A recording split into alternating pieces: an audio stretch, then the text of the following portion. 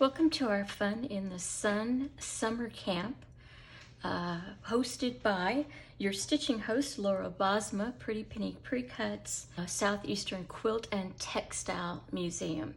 This is a series of 4 projects. This is Take 2, Video 1, Project 2.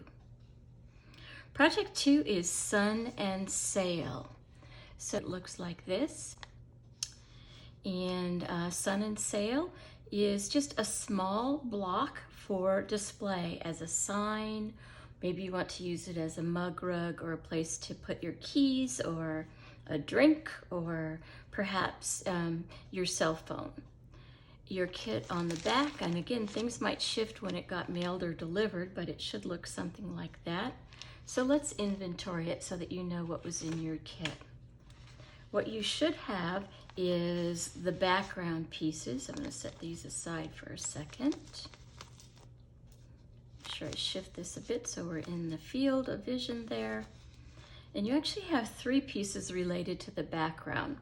The one that we're going to use for about the first probably 12 steps or so, 11, 12 steps, is just this wool one here. These are hand dyed by me. When you use it, you're going to kind of decide, do I want this to be down at the bottom? Is that where my light is? Or is my light up here as rays from the sun? Or is my light over there?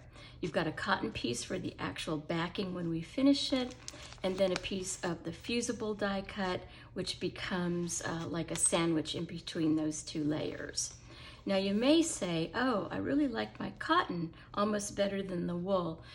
For these projects, at least the first 3, I'm going to encourage you to actually stitch on the wool. The easiest things to stitch through, honestly, are wool on wool applique. The finer woven or the more tightly woven the fabrics, the little bit more difficult they are to stitch through. Not impossible, but a little bit more difficult. And our whole goal is to make sure that your stitching experience is positive. So you have the wool black background. I'm going to just set those other 2 aside for right now. You have the hull of your boat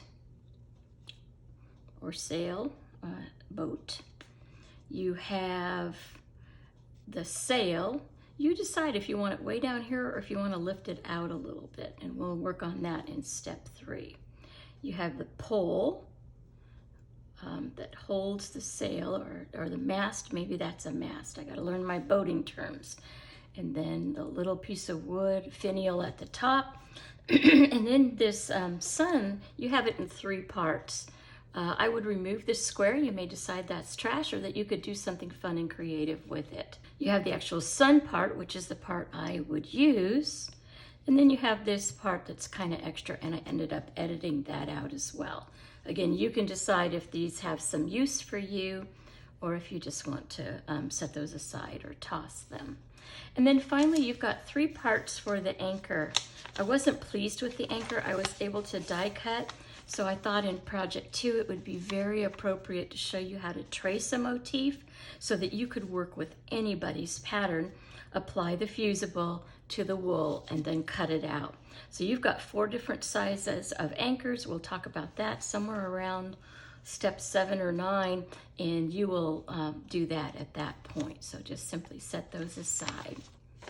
So we're just about ready to move on to video 2, but I am going to encourage you for steps 1, 2, and 3, 4, that you're working on some kind of a pressing surface. This happens to be a wool pressing sheet. If you're a pressing mat, if you are an avid quilter, wool appliquer, or piecer, or cotton to cotton appliquer, this is a great item to perhaps invest in as a notions tool.